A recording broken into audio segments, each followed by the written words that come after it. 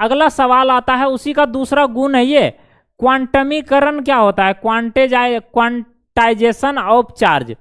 आपसे पूछा जाता है एक क्वेश्चन कि आवेश का क्वांटमीकरण सिद्धांत से आप क्या समझते हैं, तो आपको बताना है आवेश का क्वांटमीकरण सिद्धांत, इस सिद्धांत के अनुसार किसी वस्तु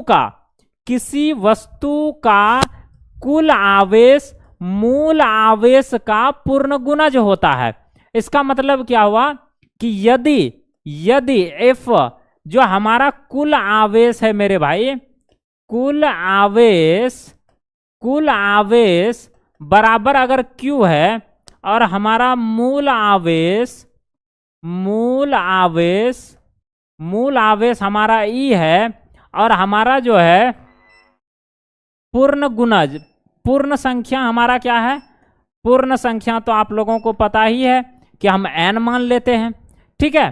तो जब ये सारी चीजें हैं तो क्या बोला जा रहा है कि किसी भी विलगित निकाय में या किसी भी वस्तु का जो कुल आवेश होगा, क्या बोला, कुल आवेश, क्या मूल आवेश क्या है, तो आप बोलोगे कि मूल आवेश जो है E है, तो E का क्या होता है, पूर्ण गुणज होता है, मतलब पूर्ण संख्या का गुणज होता है ये।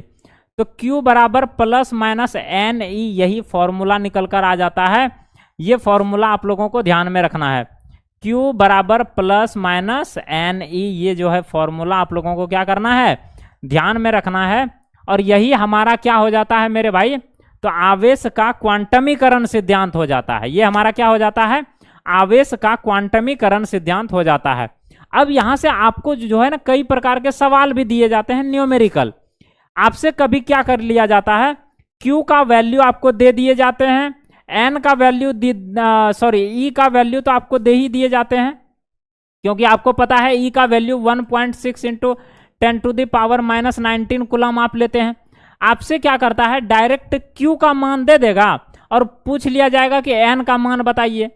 कभी कभी क्या करेगा, N का मान आपको दे दिए जाएंगे और पूछ लेगा कि उसका जो है कुल आवेश कितना होगा, आप उसको निकाल के दिखाइए।